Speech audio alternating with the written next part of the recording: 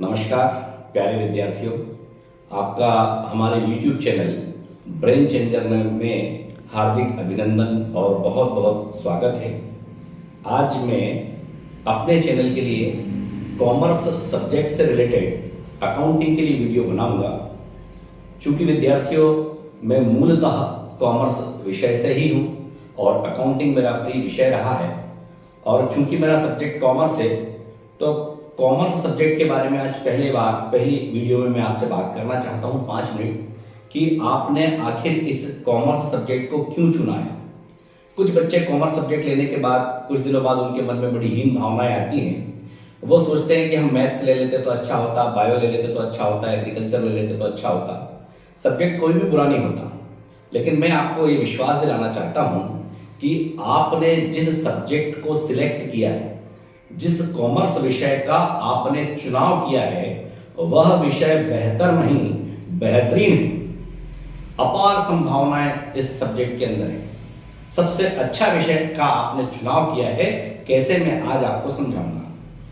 Engineering वालों के लिए एक सीमित विकल्प होते हैं, बायोलॉजी वालों के लिए भी सीमित विकल्प होते हैं, एग्रीकल्चर वालों के लिए भी एक लिमिटेशंस होती है, लेकिन आप अनलिमिटेड हैं। आप किस फील्ड में जाना चाहते हैं, जहां चाहें इस सब्जेक्ट को पढ़ के हर फील्ड में जा सकते हैं। बच्चों, आपको इस सब्जेक्ट का महत्व नहीं पता है, किसी भी तरह से आपको हीन भावना लाने की आवश्यकता नहीं है। और कॉमर्स विषय से लेकर अकाउंटिंग से लेकर 10 वीडियो देख लीजिए। मैं गर्व के साथ ये कह सकता हूं कि आप सभी गौरवान्वित होंगे कि इससे अच्छा कोई सब्जेक्ट ही नहीं है। तो आइए हम थोड़ा सा कॉमर्स विषय के बारे में चर्चा करें। तो बच्चों, कॉमर्स सब्जेक्ट से आप क्या बनना चाहते हैं, और कुछ लोगों को तो ये भी नहीं पता होता कि सर हमने ये सब्जेक्ट लिया, इससे हम क्या बन पाएंगे। आपने कॉमर्स सब्जेक्ट लिया है, आप सीए मींस चार्टर्ड अकाउंटेंट भी बन सकते हैं। आप किसी से किसी बहुत बड़ी कंपनी के सीएस कंपनी सेक्रेटरी बन सकते हैं। आप इस सब्जेक्ट से हटकर के बात करें और भारतीय प्रशासनिक सेवा में जाना चाहें, इंडियन एडमिनिस्ट्रेशन सर्विस में, तो आप आईएएस यानी कलेक्टर भी बन सकते हैं, आप एसडीएम भी बन सकते हैं, और अगर आप व्यापार करना चाहें तो बहुत शानदार बिजनेसमैन भी इस सब्जेक्ट को पढ़कर बन सकते हैं। और भी जहां जिस फील्ड में जाना चाहें वहां आप जा सकते हैं। आप कॉमर्स विषय की ताकत को समझने की कोशिश कीजिए। केवल पहला वीडियो है जिसमें मैं आपसे कॉमर्स विषय के बारे में बात करना चाहता हूं, उसके बाद ओनली स्टडी के ऊपर ही डिस्कस होता रहेगा। देखिए कॉमर्स सब्जेक्ट, तो इस कॉमर्स सब्जेक्ट में सबसे पहले क्या आता है बच्चों, सी फॉर होता है कोऑर्डिनेशन। कोऑर्डिनेशन जिसको हिंदी में कहा जाता है समन्वय। इस सब्जेक्ट को पढ़ करके आप एक बहुत अच्छे समन्वयक या कोऑर्डिनेटर बन सकते हैं। कोऑर्डिनेटर या समन्वयक का काम होता है समन्वय बनाना, किसी भी फील्ड में अदर डिपार्टमेंट्स के बीच में तालमेल को बैठाना। तो इस सब्जेक्ट को पढ़कर आप अच्छे कोऑर्डिनेटर बन जाएंगे।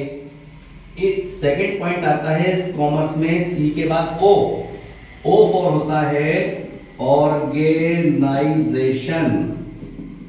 ऑर्गेनाइजेशन मतलब संगठन। बहुत अच्छे संगठन का निर्माण कर सकते हैं। ऑर्गेनाइजेशन ऑर्गन से बना है। ऑर्गन मतलब अंग।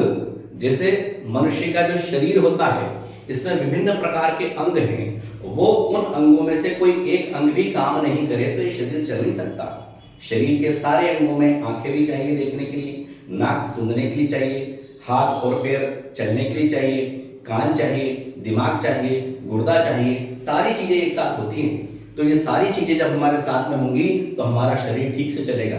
वैसे ही कोई संगठन या ऑर्गेनाइजेशन भी सभी को मिलाकर के बनाया जाता, तब वह संगठन चलता है। तो आप एक बहुत अच्छे इस सब्जेक्ट को पढ़ के ऑर्गेनाइजर भी बन सकते हैं, किसी अच्छे ऑर्गेनाइजेशन का निर्माण कर सकते हैं, एक अच्छा संगठन बना सकते हैं। यह आपको कॉमर्स सब्जेक्ट ही सिखा सकता है। थर्ड पॉइंट आता है आपका एम फॉर होता है बेटा मैनेजमेंट। मैनेजमेंट यानी कि प्रबंधन।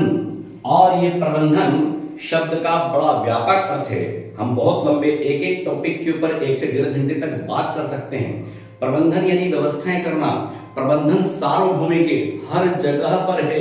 ऐसा कोई ऑफिस, कोई बैंक, कोई स्कूल, कोई इंस्टीट्यूशन या घर परिवार, ऐसी कोई जगह नहीं है जहां पर प्रबंधन की आवश्यकताएं ना पड़ती हो, जहां पर मैनेजमेंट नहीं करना पड़ सकता हो।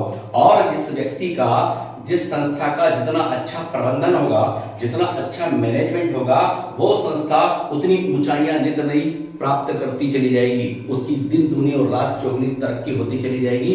और प्रबंधन की आवश्यकता आपको विद्यार्थी जीवन में सबसे अधिक पड़ती है। आपके कितने सब्जेक्ट्स हैं, उन सब्जेक्ट्स को अलग अलग कैसे डिवाइड करें, उसमें कितनी यूनिट्स हैं, उनकी पढ़ाई किस प्रकार से करें, कितने कम समय में हम कितना ज्यादा से ज्यादा पढ़ लें ताकि परीक्षाओं में सर्वाधिक अंक प्राप्त कर ऊंचाइयों को प्राप्त कर सकें। आपने कॉमर्स सब्जेक्ट लिया है, ये आपको मैनेजमेंट या प्रबंधन भी सिखाता है। नेक्स्ट पॉइंट आता है आपका COM के बाद एक और M फॉर मोटिवेशन। मोटिवेशन का मतलब होता है प्रेरणा या अभिप्रेरणा, अर्थात किसी भी व्यक्ति को काम करने के लिए प्रेरित कर देना, किसी से काम करा लेना। अगर किसी व्यक्ति की कोई इच्छा नहीं है काम करने की, उसके बाद भी आप उसे इस तरह से मोटिवेट कर दें, इस प्रकार की उसको प्रेरणाएं दें कि वो व्यक्ति उस काम को करने के लिए प्रेरित हो जाए, तो ये सब्जेक्ट आपको बहुत अच्छा मोटिवेटर भी बनाता है। नेक्स्ट पॉइंट आता है बेटा ई फॉर होता है इकोनॉमिकल। इकोनॉमिकल यानी आर्थिक या अर्थ का मतलब होता है धन से। तो धन से संबंधित जितने भी कार्य होते हैं कि धन को न्यूनतम लागत पर हम धन को कैसे कमाएं, न्यूनतम लागत पर अधिकतम उत्पादन कैसे करें, minimum cost per maximum production हम कैसे करें, ये क्योंकि हम मिनिमम कॉस्ट पर अगर मैक्सिमम प्रोडक्शन करेंगे तो हमारी इनकम बढ़ेगी, हमारी सेल बढ़ेगी तो हमारी इनकम बढ़ेगी। तो किस किस तरीके से हम पैसा कमा सकते हैं, कहां से किन किन जगह से एक साथ 25 जगह से कैसे पैसा आ सकता है, ये इकोनॉमिक कंडीशन भी स्ट्रॉन्ग करने वाला जो है कॉमर्स सब्जेक्ट ही है। इस सब्जेक्ट को पढ़ करके ही आप बहुत अच्छे इकोनॉमिस्ट, बहुत अच्छे अर्थशास्त्री भी बन सकते हैं। नेक्स्ट पॉइंट आपका आता है आर फॉर होता है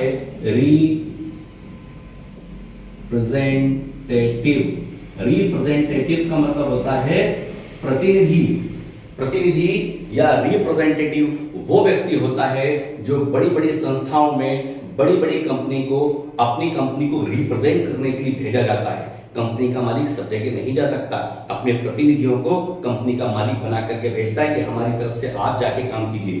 कलेक्टर हर जगह नहीं जा सकता, लेकिन कलेक्टर अपने बिहाफ पर अन्य लोगों को अपना प्रतिनिधि या रिप्रेजेंटेटिव बना करके पहुंचाता है। तो ये सब्जेक्ट आपको रिप्रेजेंटेटिव या प्रतिनिधि बनकर के कैसे कार्य करते हैं ये भी सिखाता है। आपके नेतृत्व में जो लोग काम कर रहे हैं उनका किस प्रकार से प्रतिनिधित्व किया जाए, ये भी आपको कॉमर्स सब्जेक्ट ही सिखाता है। इसके बाद नेक्स्ट पॉइंट आता है बेटा नेक्स्ट सी। इस सी का मतलब होता है कम्युनिकेशन। कम्युनिकेशन का हिंदी मीनिंग है संचार या संप्रेषण, अर्थात विचारों का आदान प्रदान।